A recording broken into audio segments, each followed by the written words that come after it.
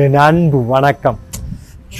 காலையில் ஏஞ்சி இந்த பிரேக்ஃபாஸ்ட்டு பண்ணால் 1008 குறை வேறு. அதில் பூரி நல்லா உப்பி வரும், வெளியே எடுத்து வச்சோடனே சுருங்க. அதுக்கப்புறம் பூரிக்கு கிழங்கு ரொம்ப அவுட்ஸ்டாண்டிங்காக இருக்குமேன்னு அதை பார்த்து செஞ்சுருப்போம். பூரிக்குன்னா கிழங்கு தானே, வேறு எதுவுமே கிடையாதா, வேறு தான் புதுசாக தான் செய்ய அப்படிம்பாங்க. ரொம்ப சிம்பிளான ஒரு ட்ரிக் இருக்குது பூரிக்கு. அது ஒரு பக்கம்.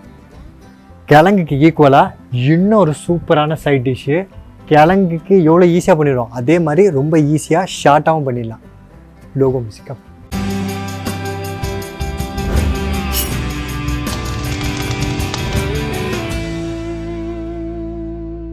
முதல்ல நம்ம பூரி மாவு பிசைஞ்சிக்கலாம். அதுக்கு நான் என்ன பண்ண போகிறேன், ஆட்டா மாவில் மாவு பிசைஞ்சிக்க போகிறேன். நிறைய பேருக்கு இந்த டவுட் உண்டு, கோதுமை மாவு வேறு, இந்த ஆட்டா மாவு வேறு அப்படின்னு நினச்சிட்ருக்காங்க. கோதுமை மாவும் ஆட்டானாலும் ரெண்டும் சேம் தான். ஆட்டா ஹிந்தியில், ஓகேங்களா, கோதுமை மாவு தமிழில், ரெண்டுமே இது ஒன்று தான். ஸோ நான் என்ன பண்ண போகிறேன், ஒரு டம்ளர், மீடியம் சைஸ் டம்ளருக்கு ஒரு டம்ளர் மெஷர் பண்ணி ஆல்ரெடி நான் இதை போட்டிருக்கேன். இது ஒரு டம்ளர் எவ்வளோனா, மீடியம் சைஸ் டம்ளருக்கு ஒரு 95 to 100 கிராம்ஸ் வரும். அதுதான் அதோட அளவாகவே இருக்கும். ஸோ இதுக்கு தண்ணி எவ்வளோ ஊற்றணுன்னா, அரை டம்ளருக்கு கொஞ்சம் கம்மியாக ஊற்றுனீங்கன்னா பூரிக்கு ரெடி ஆகிடும். கரெக்டாக அரை டம்ளருக்கு மெஷர் பண்ணி ஊற்றினீங்கன்னா அது நல்லா சாஃப்டாக இருக்கும். சப்பாத்திக்கு, பூரிக்கு கொஞ்சம் ஹார்டாக இருக்கணும், அப்போ தான் நல்லாயிருக்கும். ஸோ இதுக்கு நான் தேவையான உப்பை சேர்த்துக்கிறேன். அரை டேபிள் ஸ்பூன் நான் எண்ணெய் ஊற்றிக்கிறேன். அரை டேபிள் ஸ்பூன் நான் ரவையை சேர்த்துக்கிறேன். இதை நல்லா மிக்ஸ் பண்ணி விட்டுக்கலாம்.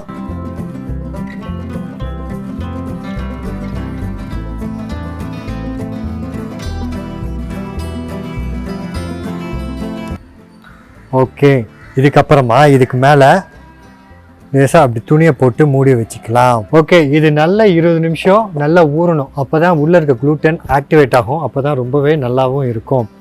ஸோ அடுத்து இந்த கேப்பில் நம்ம என்ன பண்ணிக்கலாம், நம்ம கிரேவி ரெடி பண்ணிக்கலாம். ரொம்ப ஃபாஸ்ட்டாக ரெடி பண்ணிக்கலாம். அதுக்கு என்ன பண்ண போகிறேன், முதல்ல நான் சில விஷயத்தெல்லாம் அரைச்சிக்க போகிறேன். 4 ஏலக்காய், 10 மிளகு, 1 டீஸ்பூன் ஜீரகம், 2 டீஸ்பூன் சோம்பு, 3 டேபிள் ஸ்பூன் நான் மல்லி விதையும் சேர்த்துக்கிறேன். இதை நம்ம நல்லா திரிச்சிக்கலாம். எவ்வளோ ஃபென்டாஸ்டிக்காக சூப்பராக ரெடி ஆகிடுச்சு பாருங்கள். இந்த மாதிரி நல்லா பவுட்ரு ஆகணும். ஸோ ஆனதுக்கப்புறமா நான் என்ன பண்ண போகிறேன், ஒரு வெங்காயத்தை சும்மா ஒரு ரஃப்பாக கட் பண்ணி இதில் போட்டு அரைச்சிக்க போகிறேன்.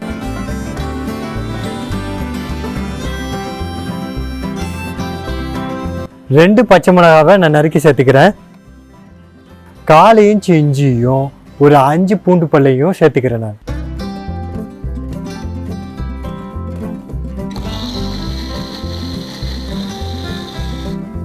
Okay, super. ஸோ இந்த மாதிரி பாருங்கள், இந்த மாதிரி நல்ல மைய அரைச்சிக்கலாம். ஸோ இதை அப்படியே தனியாக எடுத்து வச்சுக்கிட்டு ஒரு 3 தக்காளியை நான் எடுத்துக்கிறேன்.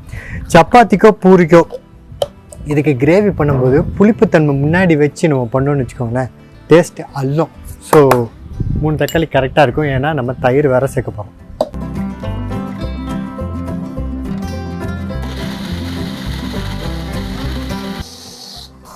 Okay, fantastic. ஸோ இதை பாருங்கள், இதுவும் சூப்பராக அரைஞ்சிருச்சு. இதை தனியாக எடுத்து வச்சுக்கலாம். ஸோ இப்போ நம்ம என்ன பண்ண போகிறோம், மசாலா ஆல்மோஸ்ட் ரெடி. எல்லாத்தையும் ஒன்றா போட்டு பண்ணால் மசாலா ரெடி. ஸோ இதுக்கு நான் என்ன பண்ண போகிறேன், 2 டேபிள் ஸ்பூன் நான் நல்லெண்ணெய் சேர்த்துக்க போகிறேன். முதல்ல நான் இந்த கிரேவியெல்லாம் ஊற்றி முதல்ல பண்ணுறதுக்கு முன்னாடி மஷ்ரூமை போட்டு நல்லா வதக்கிக்க போகிறேன். ஏன்னா மஷ்ரூமில் 70% வாட்டர் தான் இருக்குது. ஸோ அது கிரேவியில் அப்படியே போட்டேன்னு வச்சுக்கோ, கேரமலைசேஷனே நடக்காது, அது டேஸ்ட்டே கிடைக்காது. நீங்கள் ஹோட்டல்லாம் போனீங்கன்னா மஷ்ரூமை பார்த்தீங்கன்னா ஃப்ரை பண்ணி தருவாங்க. ஏன்னா அப்போ தான் அந்த கேரமலைசேஷனில் அது டேஸ்ட்டு நல்லா கூடும். நம்ம ஃப்ரை பண்ண தேவையில்லை, நல்லா வதக்கி அதை தனியாக எடுத்து வச்சுட்டு நம்ம ஸ்டார்ட் பண்ணிக்கலாம்.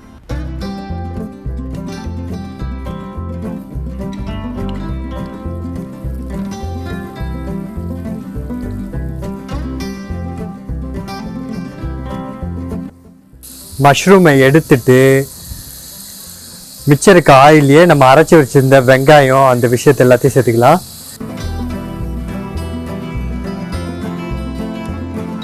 இதை ஒரு 6லேருந்து 7 நிமிஷம் நல்லா கொதிக்க விடுங்க. இந்த வெங்காயம், பூண்டு, அப்புறம் இஞ்சியோட பச்சை வாசனைலாம் ஒரு 7 நிமிஷத்துக்குள்ளேயே கன்ஃபார்மாக போயிடும்.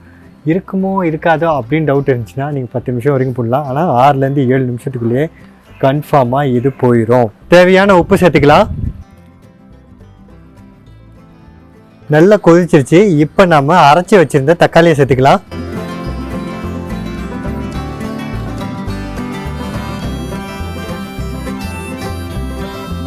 கால் டேபிள் ஸ்பூன் நான் மஞ்சத்தூள் சேர்த்துக்கிறேன்.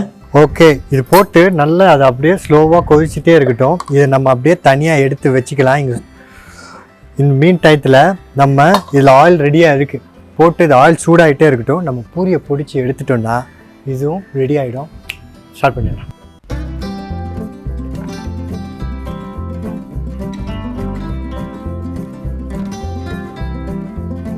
ஒரு 2-3 ட்ராப் எண்ணெயை போட்டு நல்லா மிக்ஸ் பண்ணிக்கலாம். இந்த எண்ணெய் எதுக்குன்னா 2 ரீசன். ஒன்று ஒட்டாமல் இருக்கிறதுக்கு, இன்னொன்று வந்து ஆயிலை போட்டு பொரிச்சு எடுக்கும்போது நம்ம வந்து மாவை போட்டு டஸ்ட் பண்ணி ஒட்டாமல் இருக்கிறதுக்கு யூஸ் பண்ணோன்னு வச்சுக்கோங்களேன். ஆயில் சீக்கிரமாக கருப்பு அடைஞ்சிரும். திருப்பியும் ஆயில் வந்து யூஸ் பண்ணவே முடியாது. ஒரு 10 பூரி பொரிச்சு எடுத்தாலே அதுக்கப்புறம் பார்த்திங்கன்னா அந்த ஆயில் யூஸ் பண்ண முடியாத அளவுக்கு ரொம்ப டர்ட்டி ஆகிடும். ஸோ இதை நம்ம போட்டு எடுத்துடலாம். பூரியை தேய்க்கும் போது இந்த மாதிரி திக்காக தைச்சிக்கோங்க.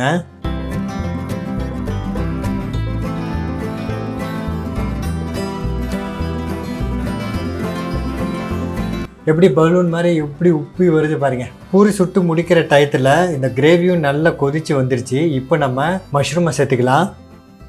அதோட கட் பண்ணி வச்சுருந்த கொஞ்சம் குடமிளகாவையும் சேர்த்துக்கிறேன். பூரியும் ரெடி ஆயிடுச்சு.